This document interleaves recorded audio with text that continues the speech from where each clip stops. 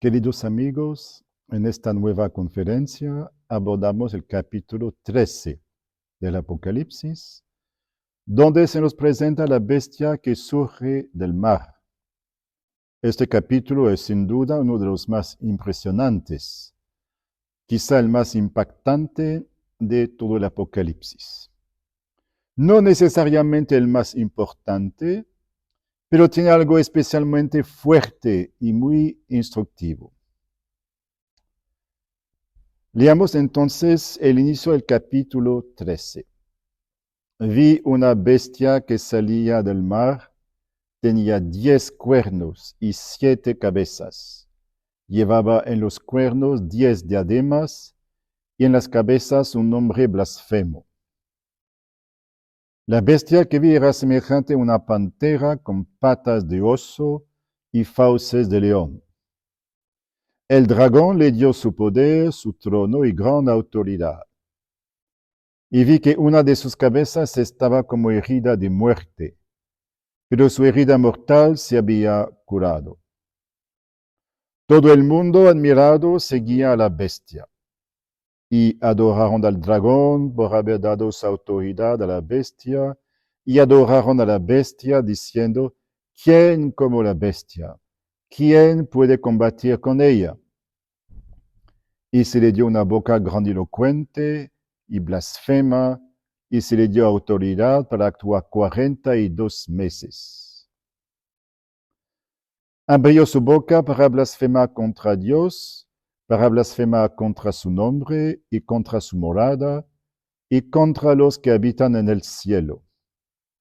Y se le dio combatir contra los santos y vencerlos. Y se le dio autoridad sobre toda raza, pueblo, lengua y nación. Lo adorarán todos los habitantes de la tierra cuyos nombres no están escritos en el libro de la vida del Cordero degollado desde la creación del mundo.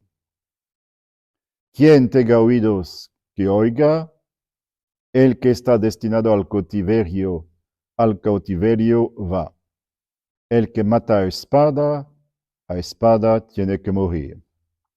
Aquí se requiere la paciencia y la fe de los santos. Y paro aquí la lectura porque en la sección siguiente aparecerá una segunda bestia. Vi una bestia que salía del mar. Pongan esto en paralelo con el versículo 7 del capítulo 11.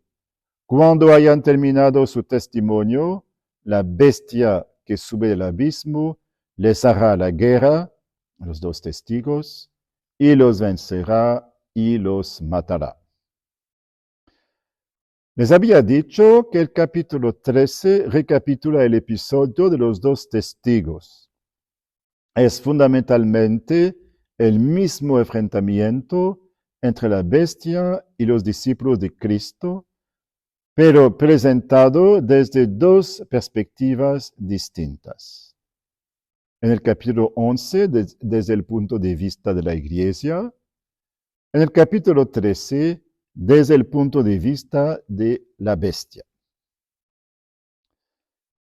El abismo del que surge la bestia en el capítulo 11 es el mar.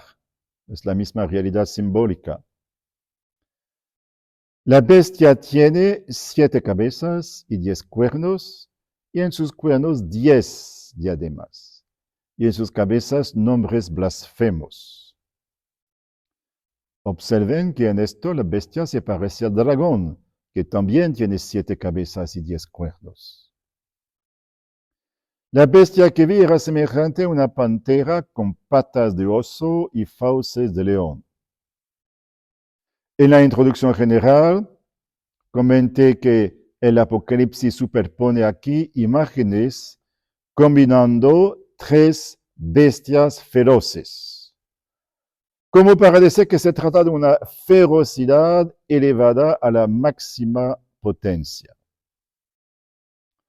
Además, y volveré sobre ello más adelante, hay una alusión al capítulo 7 del libro de Daniel que nos ayudará a comprender mejor este pasaje. Pero ya podemos entenderlo en un primer nivel el de la imagen simbólica misma. La bestia es particularmente feroz y peligrosa para el hombre. El dragón le dio su poder, su trono y gran autoridad. Esta bestia del mar aparece como una criatura del dragón. Es el dragón quien la suscita como instrumento suyo y le transmite su poder. Una de sus cabezas estaba como herida de muerte, pero su herida mortal se había curado. La bestia aparece como una especie de caricatura diabólica del misterio del Cordero. Sabemos que el Padre ha dado todo poder al Hijo. Aquí el dragón da todo poder a la bestia que ha suscitado. Del mismo modo que el Cordero está en pie como degollado, aquí una de las cabezas de la bestia parece herida de muerte, pero su herida es curada. Es como una caricatura del misterio de la pasión y de la resurrección de Cristo. Esto es instructivo incluso para la demonología porque sugiere que el demonio intenta siempre imitar a Dios, pero nunca puede hacerlo perfectamente, solo produce caricaturas.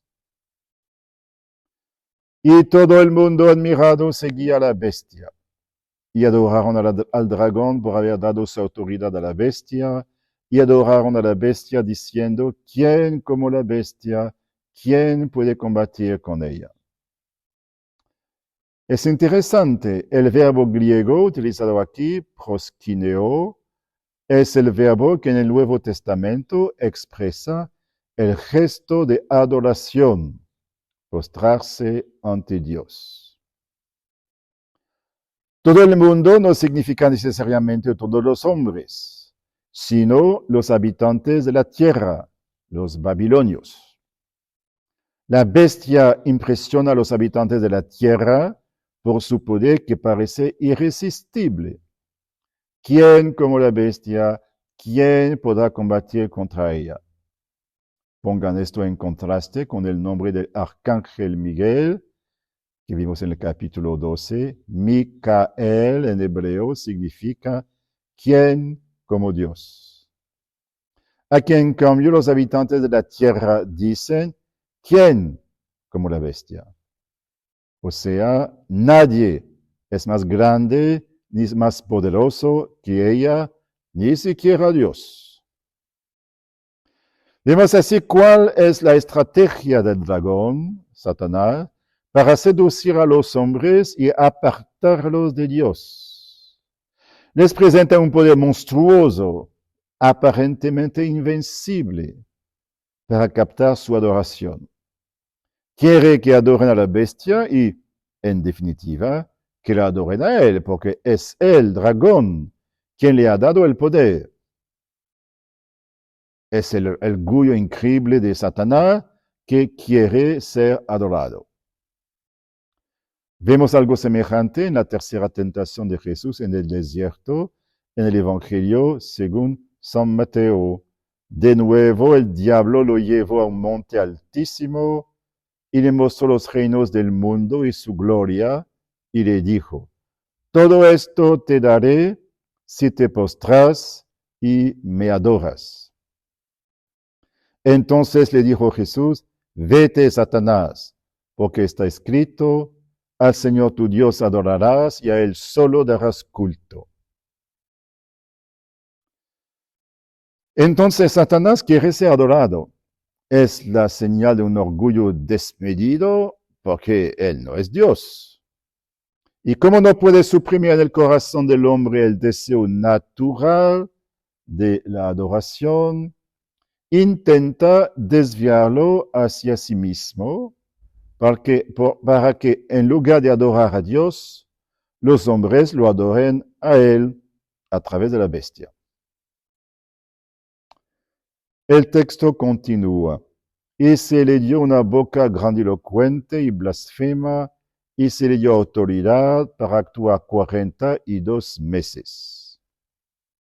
Siempre el mismo periodo simbólico de persecución. Abrió su boca para blasfemar contra Dios, para blasfemar contra su nombre y contra su morada y contra los que habitan en el cielo. Y se le dio combatir contra los santos y vencerlos. Y se le dio autoridad sobre toda raza, pueblo, lengua y nación. Lo adorarán todos los habitantes de la tierra, cuyos nombres no están escritos en el libro de la vida del Cordero degollado desde la creación del mundo. Se le dio combatir contra los santos y vencerlos. Esto ya lo habíamos visto en el capítulo 11. Cuando los dos testigos hayan terminado su testimonio, la bestia que sube del abismo les hará la guerra y los vencerá y los matará. Tenemos aquí una gran paradoja. Aparentemente, la bestia es la vencedora. Mata a los dos testigos, mata a los discípulos de Cristo que permanecen fieles. Desde el punto de vista humano, parece invencible. Sin embargo, hemos leído en el capítulo 12, versículo 11, ellos lo vencieron en virtud de la sangre del Cordero y de la palabra del testimonio que habían dado, y no amaron tanto su vida que temieron la muerte. Ellos son los verdaderos vencedores, exactamente del mismo modo que Cristo pudo parecer derrotado por Satanás cuando fue crucificado, mientras que en realidad fue Él el gran vencedor y quien hizo caer a Satanás del cielo. Quien tenga oídos, que oiga. El que está destinado al cautiverio va. El que mata a espada tiene que morir. Aquí se requiere la paciencia y la fe de los santos.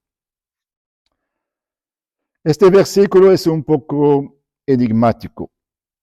No debe entenderse en sentido fatalista, sino como una exhortación a la fidelidad. Si debes ser encarcelado por causa del Evangelio, si debes morir a espada para permanecer fiel a Cristo, así sea. Lo más importante es la perseverancia, la constancia y la fidelidad de los santos. Hay que resistir, hay que mantenerse firmes, hay que permanecer fieles, cualquiera que sea el precio, incluso si el precio es la cárcel o la muerte. Después tenemos la segunda sección del capítulo 13 a partir del versículo 11. Vi otra bestia que salía de la tierra, tenía 2 cuernos de cordero, pero hablaba como un dragón. Se la llama también la bestia de la tierra para distinguirla de la bestia del mar. Tiene 2 cuernos, por lo tanto es menos poderosa que la primera, que tenía 10 cuernos. Tiene 2 cuernos como de cordero, pero hablaba como un dragón. Parece ser un cordero, pero en realidad su lenguaje es el del dragón. Ejerce toda la autoridad de la primera bestia en su presencia y hace que la tierra y todos sus habitantes adoren a la primera bestia, cuya llaga mortal había sido curada. Aquí encontramos de nuevo una caricatura del Espíritu Santo. El dragón es una caricatura del Padre, la bestia del mar una caricatura del Hijo y la bestia de la tierra una caricatura del Espíritu Santo. Así como el Padre ha dado toda autoridad al Hijo, el dragón da autoridad a la bestia del mar. Así como el Espíritu Santo da testimonio de Jesús y conduce a los hombres hacia Él, según el Evangelio de Juan, la bestia de la tierra conduce a los habitantes de la tierra a adorar a la bestia del mar. Está totalmente a su servicio. y realiza grandes signos, incluso hace baja fuego del cielo a la tierra en presencia de los hombres. Y engaña a los habitantes de la tierra mediante los signos que se le concedió realizar en presencia de la bestia, diciendo a los habitantes de la tierra que hiciesen una imagen de la bestia que tenía la herida de espada, pero que ha sobrevivido. Se le concedió infundir espíritu a la imagen de la bestia, de modo que la imagen de la bestia pudiera hablar y hiciera morir a cuantos no adorasen la imagen de la bestia. El texto insiste en la herida misteriosa de la bestia del mar, mencionada 3 veces. Pero ¿qué hace esta segunda bestia, llamada también el falso profeta? Por un lado, reúne a los habitantes de la tierra para conducirlos a la adoración de la primera bestia. Y por otro lado, realiza prodigios sorprendentes. Y esto recuerda los prodigios realizados por los magos de Egipto en el libro del Éxodo. Leemos en Éxodo 7, a partir del versículo 8, el Señor dijo a Moisés y a Aarón, cuando os diga el faraón que hagáis algún prodigio, le dirás a Aarón, toma tu bastón y tíralo delante del faraón, y se convertirá en una serpiente. Moisés y Aarón se presentaron al faraón, hicieron lo que el Señor les había mandado. Aarón tiró el bastón delante del faraón y sus ministros, y se convirtió en una serpiente. El faraón llamó a sus sabios y hechiceros, y los magos de Egipto hicieron lo mismo con sus encantamientos. Cada uno tiró su bastón y se convirtió en serpientes. Pero el bastón de Aarón se tragó los otros bastones. Al comienzo de las plagas de Egipto sucede algo semejante. En la primera plaga, las aguas convertidas en sangre, los magos hacen lo mismo. En la segunda plaga, las ranas también hacen lo mismo. Solo en la tercera plaga, la plaga de los mosquitos, ya no pueden hacerlo. Y dicen al faraón, es el dedo de Dios. Vemos entonces una actividad mágica al servicio del mal. Encontramos algo análogo en los Hechos de los Apóstoles al inicio de la misión de Pablo y Bernabé. Leemos en Hechos capítulo 13 a partir del versículo 6. Después de atravesar toda la isla hasta Pafos, encontraron a un mago, un falso profeta judío llamado Bar Jesús, que estaba con el procónsul Sergio Paulo, hombre prudente. Este mandó llamar a Bernabé y Saulo y deseaba oír la palabra de Dios. Pero se les oponía Elimas, el mago, pues esto es lo que significa su nombre, intentando apartar de la fe al procónsul. Entonces Saulo, que también se llama Pablo, lleno de Espíritu Santo, se quedó mirándolo y le dijo, hombre rebosante de todo tipo de mentira y maldad, hijo del diablo, enemigo de toda justicia, ¿cuándo vas a dejar de oponerte a los rectos caminos del Señor? Ahora mira, va a caer sobre ti la mano del Señor y vas a quedar ciego, sin ver el sol durante algún tiempo. Al instante cayó sobre él oscuridad y tinieblas, e iba de un sitio para otro buscando quien lo llevase de la mano. Es interesante ver estos casos de magos al servicio del mal que intentan oponerse al designio de Dios. Volvamos ahora a Apocalipsis 13. La bestia de la tierra realiza también prodigios que seducen a los habitantes de la tierra. Además, los extravía, diciéndoles, que levanten una imagen en honor de la bestia. Se le concedió infundir espíritu a la imagen de la bestia, de modo que la imagen de la bestia pudiera hablar y hiciera morir a cuantos no adorasen la imagen de la bestia. Tenemos aquí, naturalmente, una alusión al libro de Daniel. En la historia de Daniel, el rey de Babilonia, Nabucodonosor, erige una estatua y ordena que todos, al son de la música, se postren para adorarlo. Pero los compañeros de Daniel se niegan y son arrojados al horno de fuego, del cual son liberados milagrosamente. Es el capítulo 3 del libro de Daniel, donde se cuenta cómo los hebreos rehúsan adorar la estatua de oro de Nabucodonosor.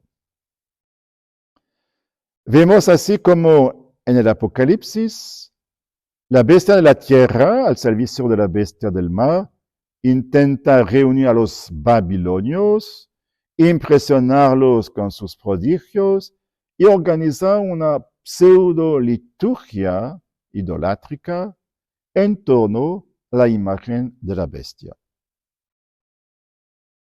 El texto continúa, y hace que a todos, pequeños y grandes, ricos y pobres, libres y esclavos, se les ponga una marca en la mano derecha o en la frente, de modo que nadie pueda comprar ni vender si no tiene la marca o el nombre de la bestia.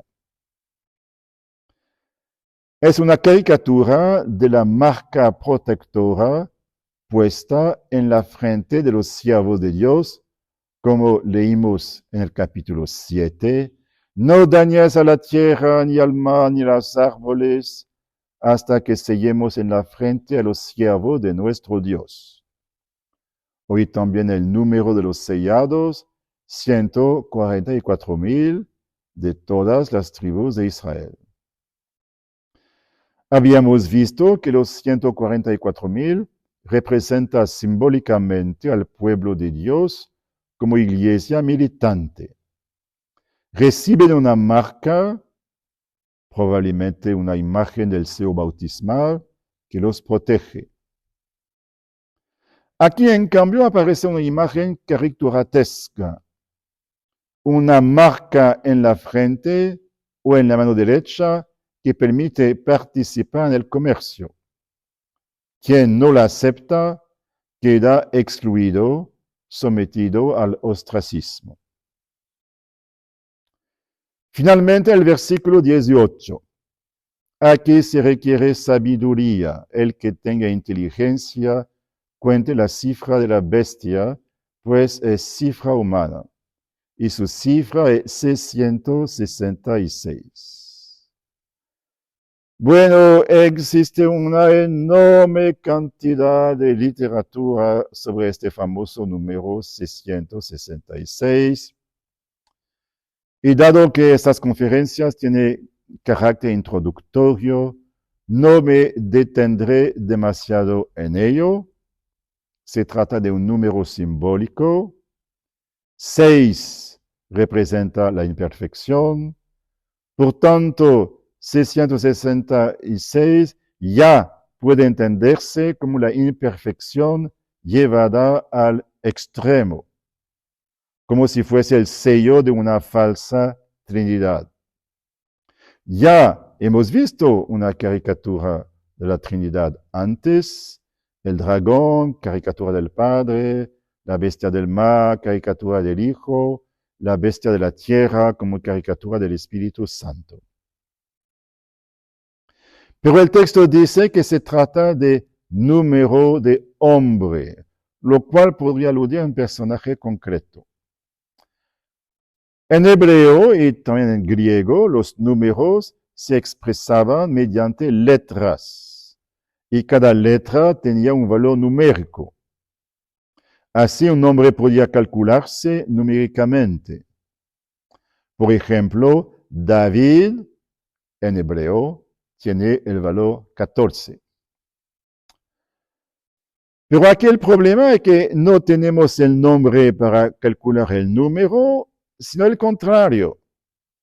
Tenemos el número y debemos intentar reconstruir el nombre. Y bueno, las combinaciones posibles son innumerables, infinitas, por lo que no es posible llegar a una identificación absolutamente cierta. La próxima vez volveré sobre el sentido general del capítulo 13 y en particular sobre la cuestión del trasfondo histórico al que Juan podría estar refiriéndose. Y luego continuaremos en el capítulo 14. Hasta pronto para el próximo video.